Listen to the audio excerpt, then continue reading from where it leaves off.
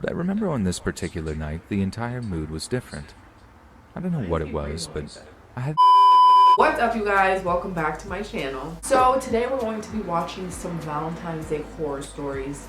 Listen, Valentine's Day is right around the corner. What better way for a single woman on Valentine's Day to get into the freaking spirit than to watch some horror stories? Okay, I'm gonna stop talking and get right into it. So I actually saw this on my recommended, and that is why I was like, that's a good idea. I'm gonna do that. Okay, we have it here, and these animations are by someone named Mort, M-O-R-T. I'm gonna leave them in the description box down below so you can check them out. I'm gonna go ahead and start now. So let's get right into it. We need to support the people that we are watching on this channel. So no ads will be skipped With the new stereo app, but you can I'll listen skip to through live, it, off-the-cuff so you guys don't have to conversations see and it. participate But in real time. I'm You can even send audio messages for them to play on the show. I'm not gonna lie to you, I'm a pretty strange guy. I've always been a loner, and I've always hated people for as long as I can remember. Which is why it's ironic that the scariest experiences of my life is associated with Valentine's Day. The gas station I worked at was the kind of place that grossed out visiting truckers. It's normally pretty slow and there isn't much to do. I normally amuse myself by looking at memes on Reddit. But I remember on this particular night, the entire mood was different. I don't know what it was, but I had an ominous, foreboding feeling in my heart that night. A man had come into the gas station. Must have been about 1:15 a.m. or so. I remember his face so vividly, so aged. His eyes were extremely off-putting. He came up to the register, looking to buy a small gardening shovel, duct tape, and a rope. I remember looking down at the items and immediately wondering if this guy was some sort of serial killer or something. I tried breaking the tension by making a joke. Got a gardening day tonight, do ya? His facial expression didn't change at all. What type of gardening are you doing with a rope and duct tape? I told him that his total would be $34. He slapped down two 20s on the table, grabbed his items without a bag, and darted out of the gas station. I went outside to watch him leave. I know I'm not supposed to do that, but I couldn't help myself. I was so curious by this point. What was he buying those things for? Did I seriously just meet an actual serial killer? All of the wondering thoughts left my head immediately when I saw him slam on the brakes. He turned his truck around and began speeding back to the gas station. Ran back inside, closed the doors, locked them, put the close sign up, and I actually called the police. He pulled up outside of the gas station and put his truck in park. My heart was pounding in my chest. I screamed at the dispatch the address and then put the phone down on the counter. I mentally made peace with the fact that I might actually die, and I hoped that at least someone could hear me dying. I heard him start beating on the door trying to get in. The only weapon I had available was one of those shovels from the random utility aisles. I darted across the gas station and grabbed him, bracing myself. I screamed at him that the police were coming and he had no chance. He did, however, break one of the windows and throw a lit match inside. After that, he drove off into the night. I quickly put the fire out, and the police got there about 20 minutes after everything happened. I still have no clue why he suddenly decided that he just wanted to hurt me. Perhaps he wanted one less potential witness. Maybe he was just a random psychopath. Or maybe it's because that man gave him $40. The total was like $32. He walked out without his change. Like, he was banging on the door for his change. I feel for whoever works at a gas station, like, honestly. Who's really up at 2, 3, 4 o'clock in the morning? Only weirdos.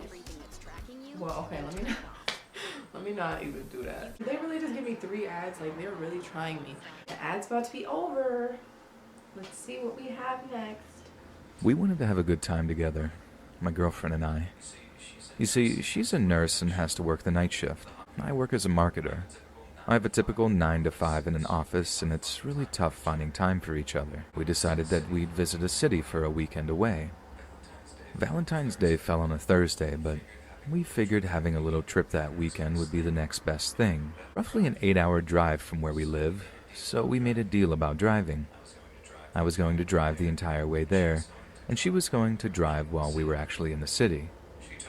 She totally got the good deal of the bargain, but that's just what you do when you care for your girlfriend. Period. But something strange happened, If we're going on a road trip, something I'm that not has tainted my driving. memory ever since that time. When I think back and remember that weekend away, I'm not thinking about us cuddling up on the couch, or any of the fun places we got to visit there either. We got there Friday night. She mostly slept in the car, but still felt really tired. She told me she'd be able to sleep that night we got there and be awake and normal for the next day, so that's just what we did. And it was a really great day. We got to visit a museum and learn about the Manhattan Project.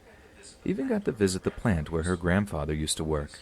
Anyway, the day was great, but it didn't last very long. By the time it was dark, we were out of ideas for things to do and, quite frankly, out of energy. We decided to visit our favorite fast food joint, Wendy's. Don't judge us. And she was driving as we made our way there. It was only a 10 to 15 minute drive. She had her music on and I was just kind of looking out the window. At one point, a blue Mustang was beside our car. We were stopped at a red light, and I looked out the window and peered into theirs. I saw a very old man. He looked unhappy, miserable even. He looks crazy. His skin looked unnaturally pale. I'm not sure when he started, but he was staring at me. We made eye contact for about 5 seconds, and then, for the briefest of That's 5 moments, seconds he too long. smiled. But it was so fast, it must have been a split second that his mouth went into a smile and then back into a frown. It was the strangest thing I've ever seen. I looked over at my girlfriend, and she hadn't noticed at all. She was jamming out to Bohemian Rhapsody. The light turned green, and we were in motion again. I didn't take my eyes off of that car for the rest of that ride, at least until they turned. That's not the craziest part.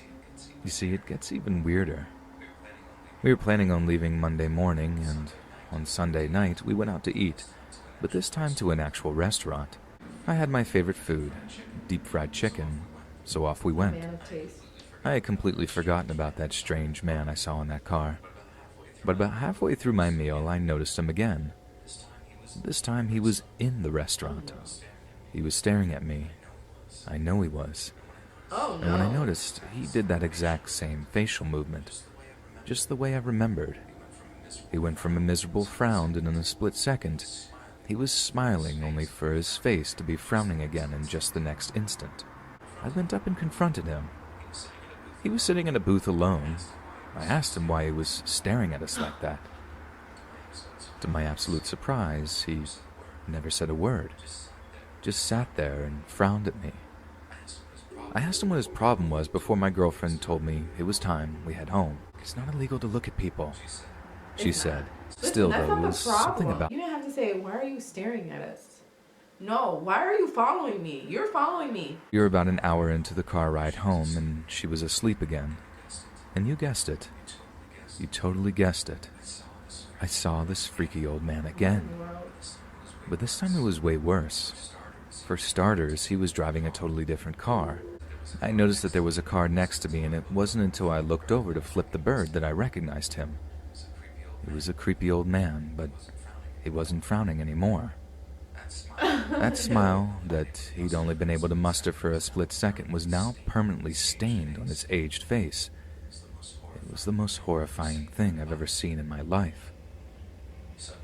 Suddenly, he turns his head forward and aggressively veers his car in my direction. Reflexively, I slam the brakes and swerve off to the side of the road. My wife is immediately shaken awake, and all we can see is his vehicle speeding off in the distance through a cloud of dirt. My heart was racing like crazy, and by the time I could process my girlfriend screaming, asking what's going on, I started to feel myself choke up. We discussed whether we should waste our time calling the police, but I was so scared that the best course of action seemed to get out of that godforsaken town as fast as possible. The rest of the ride home happened without incident, and I haven't seen him since. Needless to say, that was the least romantic and most insane Valentine's Day ever. This is probably the weirdest experience that has ever happened to me. One that is causing me a lot of trauma and seriously has made it difficult to ever date like a normal person ever again. Let me give you some background. I'm a 23-year-old woman. I live in a small town in rural Mississippi. I know everyone in the town and they all know me. I never quite fit in with the small town scene. A couple of years ago, I started dating a guy who I met on Tinder. He was from a couple of towns over and wasn't the best looking guy in the world, but I don't let something like that stop me. I just wanted to know if he was nice and compatible with me. So we went out on a couple of dates. Didn't go horribly. He was a perfect gentleman, and every time, he never pressured me into doing anything that I didn't feel comfortable with, which I really appreciated. So after about 3 weeks of casual dates here and there, we made the decision that we really had something here. We both deleted our Tinder accounts together and started spending more time with each other. Honestly, I thought we had a real chance of having a lasting relationship. But as the time went by, I noticed that he was weird. And not the I watch conspiracy theory documentaries on Netflix kind of weird. I mean, I saw some real signs of various mental illnesses, and he would eventually go insane over some of these things that stressed him out. So one of the times he got into one of those episodes was when his uncle was going to visit. His parents asked him to sleep on the couch so his uncle could sleep in his bed, and he had a literal mental breakdown. I remember me and him texting back and forth, and he was asking me if it was a good idea to physically attack him or start a fight. A few more incidents like that, and I knew that I had to end this relationship quick. As much as I want to help people, I really don't want to sacrifice my own well-being for the sake of helping anyone else. It was probably 3 or 4 weeks into our relationship that I made the decision. I asked him if he wanted to get some coffee, and he agreed. We broke up, and he actually took it rather well, which surprised me. I wasn't expecting him to have some kind of breakdown, and while he did look sad, he didn't act inappropriately towards me at all. He had a solid frown on his face, and then he walked away. I felt bad for doing it, but that was the decision that I made. It had to be done. Now we get into the weird part. In the couple of weeks that we've been dating, he had never been to my house and had no idea where I lived. That's going to be important to remember a little later on. I understand the terror that washed over me when I saw his car parked in my driveway almost a year later, on Valentine's Day. It had been so long since I had last seen him, I didn't even recognize his car at first. You can bet your rear end that I had my pistol with me ready to protect myself, especially because my parents weren't home. He got out of his car holding flowers. I couldn't believe myself. What the heck is wrong with this guy, I thought. I walked up to him, making sure to keep my pistol out of sight. I didn't want to alarm him, but I was ready to use it if he had bad intentions. His face looked strange. He looked like he hadn't slept in days. He also looked like he was really struggling and uncomfortable. I asked him what he was doing here after we just kind of looked at each other for a minute, and then he said it. "Will you be my Valentine?" Oh my God. The moment he began to speak, I knew he was intoxicated. Oh no. And it honestly frightened me. I had heard too many horror stories that start out exactly this way. I pulled my gun out and pointed at him. I screamed, "No! Get away from my home and never come back." He genuinely seemed startled at the sight of the gun. That was so unnecessary. Like, he didn't even threaten you yet. And you pulled out the gun.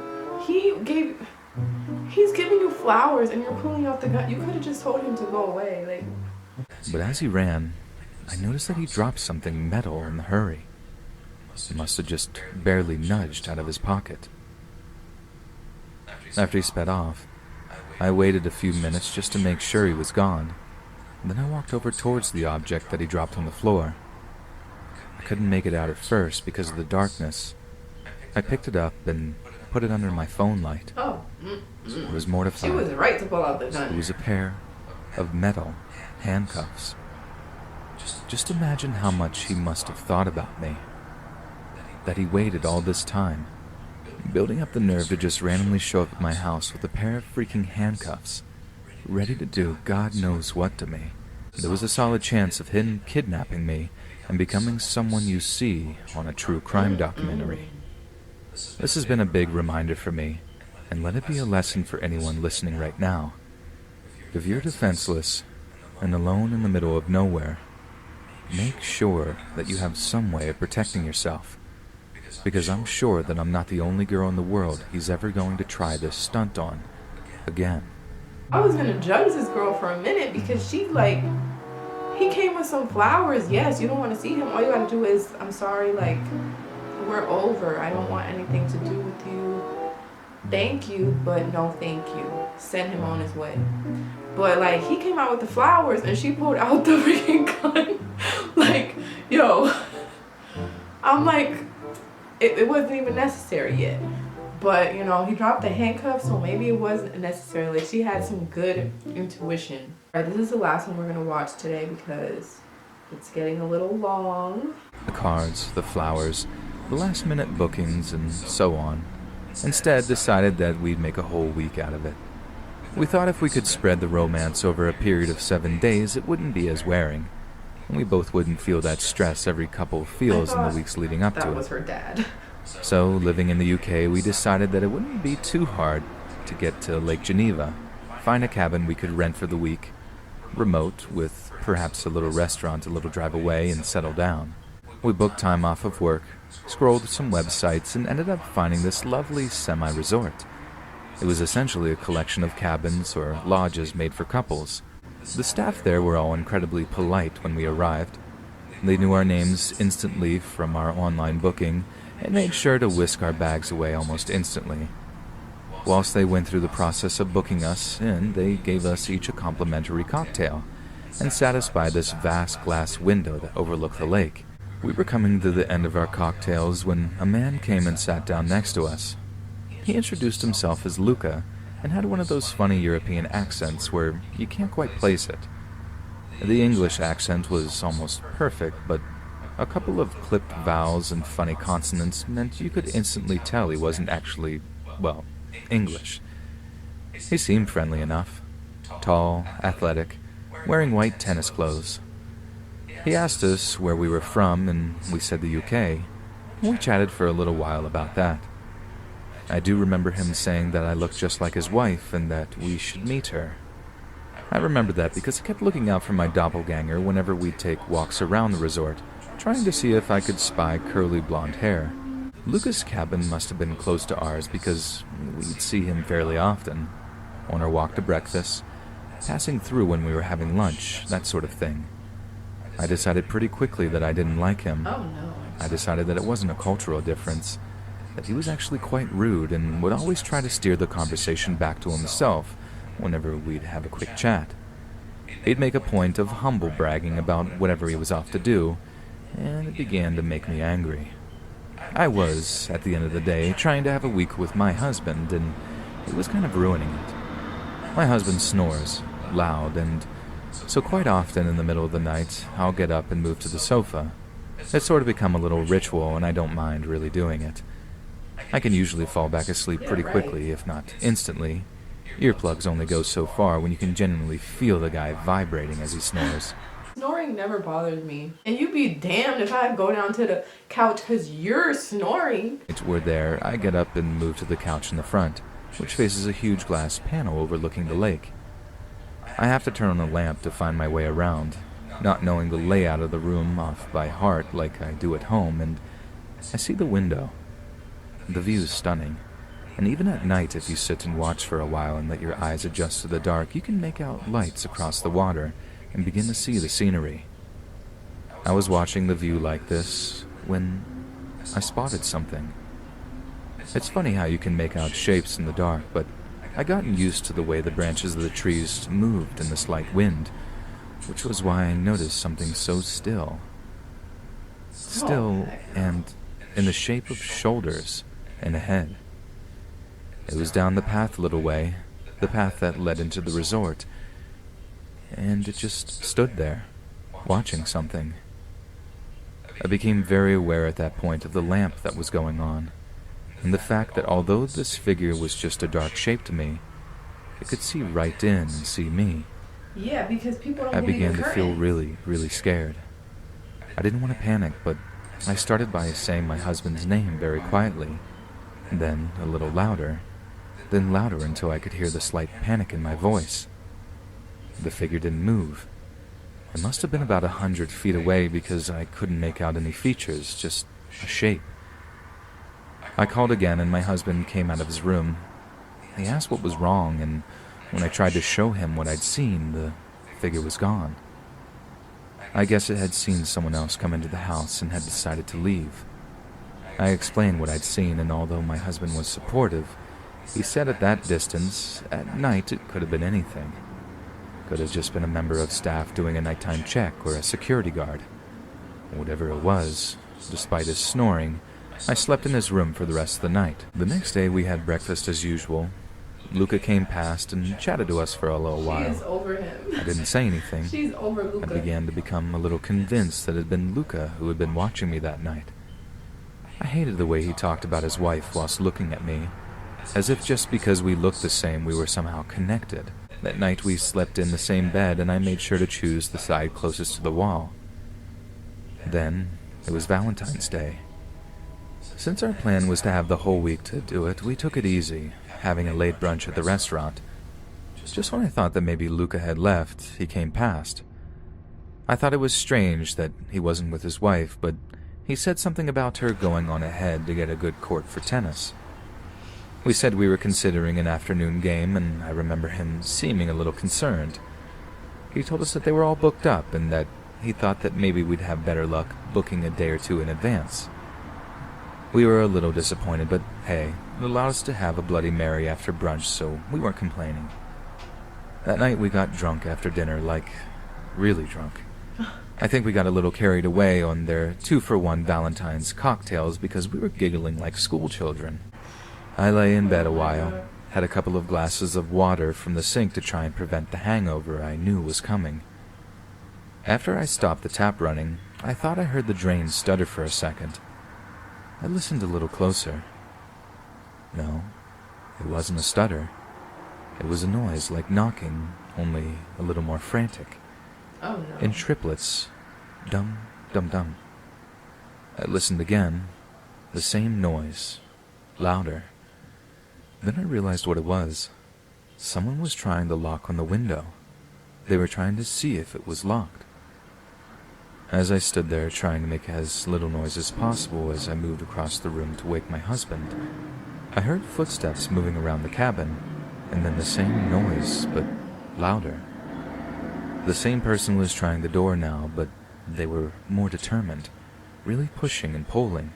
I didn't want to make a noise, but I shook my husband as violently as I could to wake him up, and whispered what I thought was happening. He was dead to the world, and as I tried to wake him with a hushed voice, I could hear whatever it was trying the door a few last times, but harder. Finally he woke up and saw the panic in my eyes. He got straight to it, turned on every light in the cabin, and grabbed a broom as he made his way to the front door. Not the broom. You didn't have a knife in the kitchen? No one. I was sure, though, and he could tell from how I was acting that I was serious. We called the resort's security, who came over and were extremely polite, and even the manager of the place came down to assure us that it was all fine. They said they'd look into it, that sometimes the wind made noises like that. The wind? Or even the wind is trying to bust in my house? Yo, I hate that. I hate that. Don't you hate when, like, you are being dead serious about something? Dead serious, and somebody just comes and, like, it was just the wind. It was just the wind. As we were talking the next morning, I felt like I wanted to mention Luca, but didn't want to seem paranoid. But I'd barely slept and my mouth seemed to run on its own. I mentioned that Luca had always acted strange to us and that I thought his cabin might have been near ours. They told me that whilst it wasn't their policy to report on guests, they could tell me that Luca's cabin was actually fairly far away from ours. His was in the singles area, for people on retreats, writers, Singles? artists, etc. Didn't he say And that the that couple's area was the other side of the resort. I mentioned that his wife must have been staying near us then, or something like that, and I remember the woman behind the desk looking puzzled. She said Luca came alone, left after lunch on Valentine's Day, and that there had been no woman with him at any point during his stay. He'd come alone and left alone. They'd have known any visitors have to at least sign in at reception. They asked if I'd even seen Luca during either of the encounters I'd had, and sadly, I had to say no. When they heard that, they shared a look that I could instantly tell meant they didn't quite believe me. The resort offered all sorts of compensations, a free dinner the next night, and even offered me a discount on a week's stay another time. A discount? Despite the offer, I I don't think we'll be going back anytime soon. What these horror stories made me feel a lot better about being single on Valentine's Day. I ain't going on no couples retreat nowhere. And that resort really had the audacity talking about, give you a discount on your next stay. A discount? I don't want your 10% off. I want to stay for free. I almost got killed. Somebody almost broke into my freaking cabin. And you offering me a discount? Alright, you guys, so that was it for this video. I hope that you guys enjoyed it. These little horror stories were really good. Like, the animation was so good. The stories were good. Go check out their channel. They're called Mort. Yeah, so it's Mort, M-O-R-T. I'm gonna leave their link, like I said, down below so you guys can check it out. They have like a bunch of like animations. It's really cool. And with that being said, don't forget to like, comment, and subscribe to my channel for more videos like this. Hit the notification bell so you don't miss another video from me. And I will catch you guys in my next one. Bye.